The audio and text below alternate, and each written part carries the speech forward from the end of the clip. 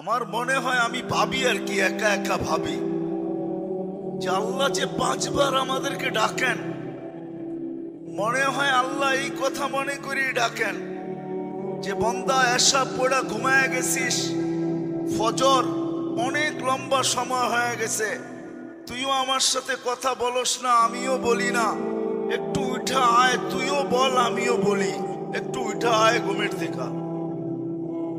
আমার মনে হয় এই জন্য ফজরে ডাকেন যে লম্বা সময় হয়ে গেছে তোর সাথে, তুই ঘুমের ঘরে ছিলি, কথাবার্তা তোর সাথে হয় না, তুইও বলস না আমিও বলি না, একটু ঘুমের থেকে উঠা আস, তুইও বল আমিও বলি।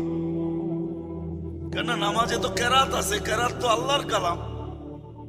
আবার যখন জোহর হয় তখন মনে হয় আবার বলে কাজে কামে ব্যস্ত হয়ে গেছিস, আয় একটু কথা বল।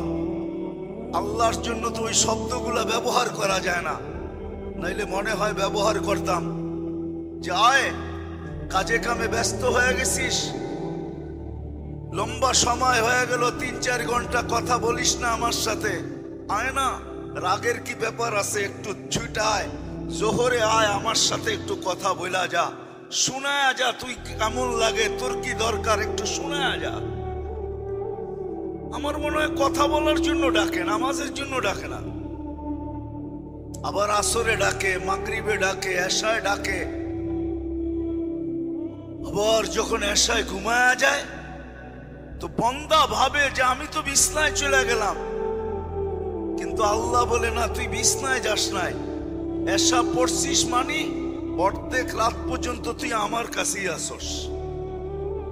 তুই যদিও ভাবস তুই বিছনায়, কিন্তু আসলে তুই বিছনায় না, তুই আমার কাছেই আসস অর্ধেক রাত পর্যন্ত।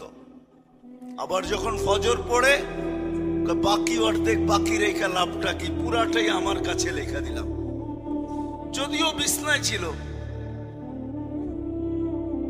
মনে হয় এই জন্য নামাজ।